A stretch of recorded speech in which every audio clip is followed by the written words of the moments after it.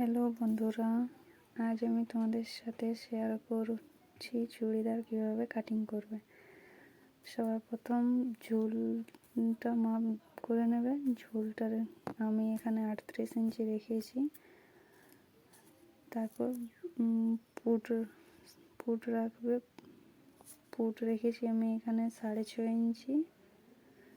6.5 ইঞ্চি দাগ দিয়ে নেব।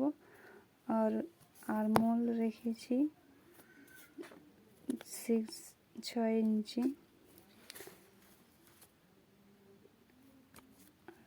আরমোল শেপ দিয়ে দেবো এখানে। আর চেস্ট আছে, ছাতি আছে এখানে 32 ইঞ্চি। তো 32-এর হাফ 8 ইঞ্চি আর 1.5 ইঞ্চি এক্সট্রা রাখবো। কোমরে মাপ নিয়ে নেব। কোমর আছে এখানে 28 ইঞ্চি কোমর। তো 7 ইঞ্চি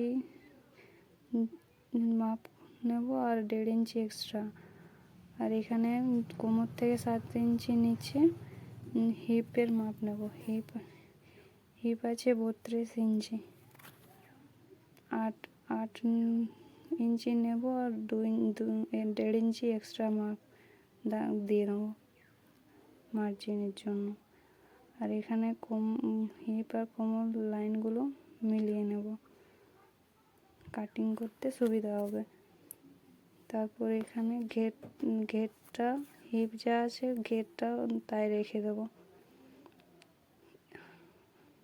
1/2 ইঞ্চি এক্সট্রা নিয়ে ওখানে সাইডে মোড়ার জন্য এক্সট্রা 1/2 ইঞ্চি নিয়ে নেব। তারপর কাটিং করে নেব। এটা সামনের পার্ট, ব্যাক পার্ট এখনো কাটিং করিনি।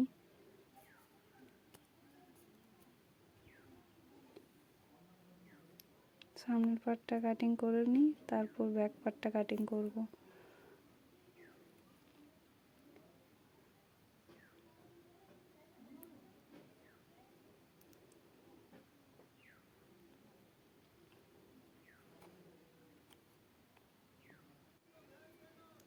সামনের পার্ট কাটিং হয়ে গেছে, এবার ব্যাক পার্টটা কেটে নেব।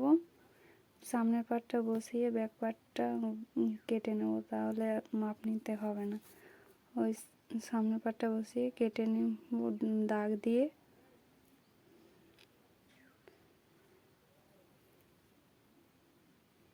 এখানে আমি একটাই কাটিং করেছি, কারণ ওখানে ডিজাইনটার জন্য আলাদা আলাদা কাটিং করতে হয়েছে। না একসাথে কাটিং করলে ডিজাইনটা খারাপ হয়ে যায়, তার জন্য। সামনের পার্টে ডিজাইন আছে তাই। আর এখানে নিচে ঘেরটা মোড়ার জন্য 2 ইঞ্চি এক্সট্রা নিয়ে নেব। আমি এখানে নিয়ে নিয়েছি, তোমরাও নিয়ে নেবে। কাটিং হয়ে গেছে আমার ব্যাক পার্ট আর সামনের পার্ট। এবার গলার কাটিং করে নেব। সামনে পেছনে একই রাখবো। এখানে শোল্ডার রেখেছি 2.5 ইঞ্চি আর লম্বাটা রেখেছি 6.5 ইঞ্চি। এখানে কেটে নেব। এটা আমার প্রথম ভিডিও, মুখে আমি প্রথমবার বললাম।